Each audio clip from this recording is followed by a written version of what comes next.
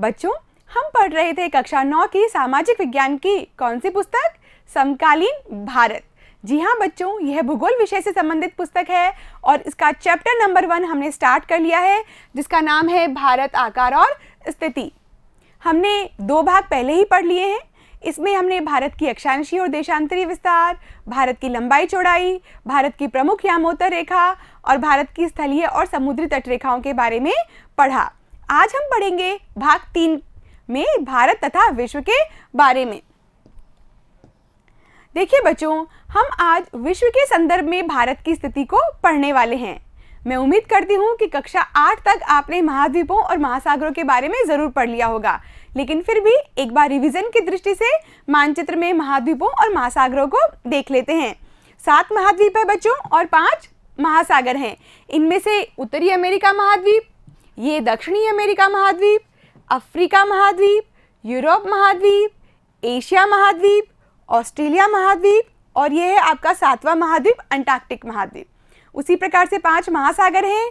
ये प्रशांत महासागर, अटलांटिक महासागर, ये हिंद महासागर और एक बार फिर से यहाँ प्रशांत महासागर लिखा हुआ है। क्यों? क्योंकि पृथ्वी गोल है और ये दोनों भाग आपस में मिले हुए हैं। इसी प्रकार उत्तर में उत्तरी ध्रुव महासागर और दक्षिण में दक्षिणी ध्रुव महासागर। बच्चों, पेन और नोटबुक अपने पास में रखिए और अपनी जो किताब है उसको भी खोल कर रखिए, क्योंकि आपको साथ साथ में नोट करते रहना है और जहाँ कहीं भी समझ में नहीं आए वीडियो को फिर से रिवाइंड कीजिए, वीडियो को पॉज कर लीजिए, लेकिन ध्यान से पढ़ते रहिए। आगे बढ़ते हैं और देखते हैं एशिया के बारे में।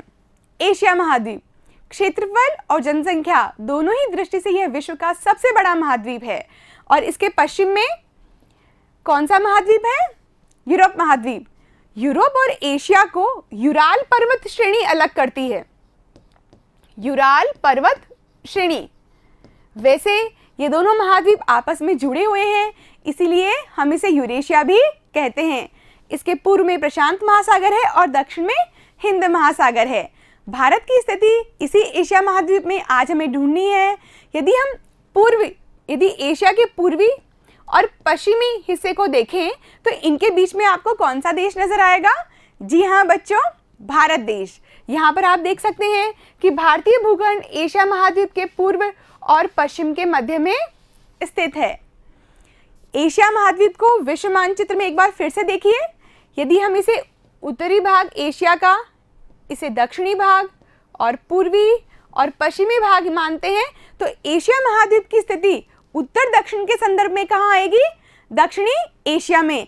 यानी हम ये कह सकते हैं कि एशिया महाद्वीप के दक्षिण में कौन सा देश स्थित है? जी हाँ बच्चों, आपका अपना देश भारत। भारतीय भूभाग एशिया महाद्वीप का दक्षिणी विस्तार है। आगे बढ़ते हैं और देखते हैं कि भारत की जो सेंट्रल पोजीशन है, भारत की विश्व महाद्वीप में एक यूनिक सिचुएशन है जो उसे विश्व के अन्य देशों से अलग करती है। ऐसी स्थिति विश्व में कहीं पर भी किसी भी देश की नहीं है। इसी भारतीय जो प्रायद्वीपीय भाग है, यहाँ से ये पूर्वी एशियाई देशों से भी जुड़ा हुआ है और पश्चिम में यूरोपीय देशों, अफ्रीकी देशों से भी जुड़ा हुआ है।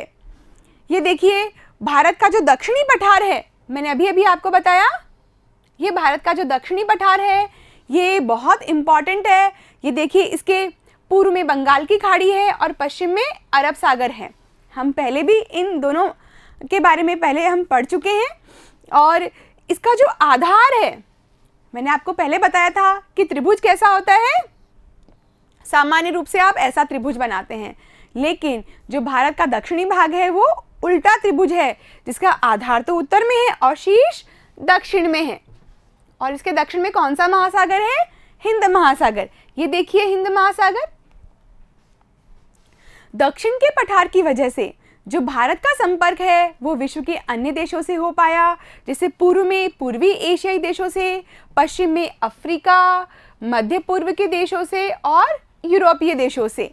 यदि भारत का दक्षिण का पठार की सीमाएं इस प्रकार से नहीं बनी होती तो भारत का विश्व के अन्य देशों के साथ में ऐसा संपर्क नहीं हो सकता था। आप इसे नोट डाउन कर लीजिए बच्चों। दक्षिण के पठार की वजह से भारत का संपर्क पश्चिम एशिया, अफ्रीका और यूरोप के देशों के साथ साथ पूर्वी एशिया के देशों से है। वह पूर्वी तट के माध्यम से निकटतम संबंध भी बनाए हुए है। ये देखिए, हिंदुस्तान, भारत को हम क्या कहते हैं? हिंदुस्तान भी कहते हैं। और विश्व में 5 महासागर हैं और पांचों महासागरों में से केवल एक महासागर ऐसा है जिसका नाम किसी देश के नाम पर रखा गया है। और वो कौन सा महासागर है? हिंद महासागर। जी हाँ बच्चों, आप समझ गए होंगे कि हम हिंद महासागर की बात कर रहे हैं जिसका नाम हिंदुस्तान के ऊपर रखा गया है। और ऐसा इसलिए क्योंकि हिंदुस्तान की, जो मैंने आपको बताया था अभी, केंद्रीय स्थिति है, इसकी पोजीशन को ध्यान में रखते हुए इस महासागर का नाम हिंद महासागर रखा गया है। ये देखिए, ये हिंदुस्तान, और हिंदुस्तान के जो दक्षिण में स्थित है वो है हिंद महासागर। आगे बढ़ते हैं और देखते हैं स्वेज नहर के बारे में। क्या आपने पहले कभी स्वेज नहर के बारे में सुना है? चलिए पढ़ लेते हैं स्वेज नहर के बारे में। स्वेज नहर अफ्रीका महाद्वीप के उत्तर में स्थित एक नहर है।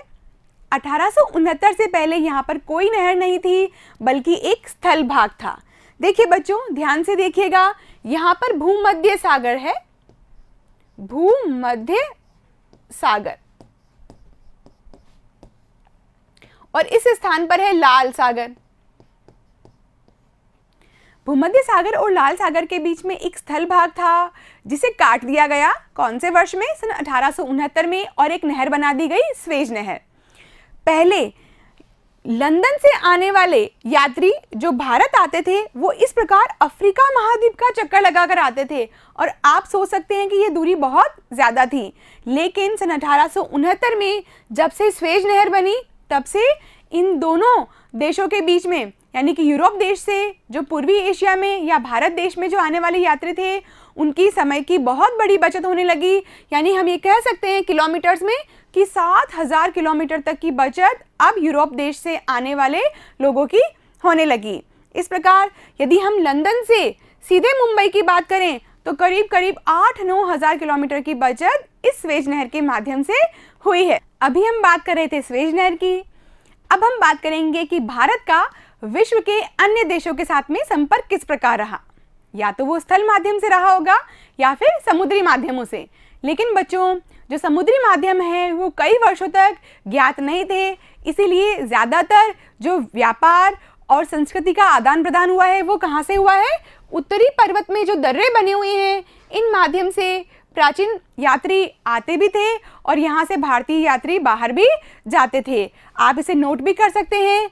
भारत का शेष विश्व के साथ संपर्क युगों पुराना है, परंतु यह संबंध, ध्यान देने वाली बात है, परंतु यह संबंध समुद्री जलमार्गों की अपेक्षा भूभागों से होकर था, जैसे उत्तरी पर्वत के दर्रे। इन्हीं से अनेक यात्री प्राचीन काल में भारत आए, क्योंकि समुद्री मार्ग बहुत समय तक ज्ञात ही नहीं थे। आगे बढ़ते हैं और देखते हैं कि किस प्रकार भारत की जो महत्वपूर्ण सांस्कृतिक धरोहर है वो विश्व के अन्य देशों तक पहुंची। जी हाँ बच्चों, हम बात करेंगे आज उपनिषदों के विचार की, रामायण, पंचतंत्र की कहानियाँ जो आपने बचपन में और अभी भी बहुत रुचिपूर्ण पढ़ते होंगे। ये देखिए, पंचतंत्र की कहानियाँ और भारतीय अंक और दशमलव प्रणाली, ये सारी के सारे जो विचार हैं वो भारत से बाहर पहुँचे। उसी प्रकार विश्व के बाहर जो अच्छी अच्छी बातें थी वो भी भारत के अंदर आई। जैसे हम देख सकते हैं यूनानी स्थापत्य कला, पश्चिम एशिया की वास्तुकला, और इनके जो प्रतीक हैं वो मीनार तथा गुंबदों का प्रभाव। आप ज़रूर घूमने जाते होंगे और आपने देखा होगा कि किस प्रकार से इतनी अच्छी अच्छी इमारतें बनी हुई है। तो बच्चों, जो विश्व के साथ में संपर्क था भारत का, उससे भारत को भी फ़ायदा हुआ और विश्व को भी फ़ायदा हुआ।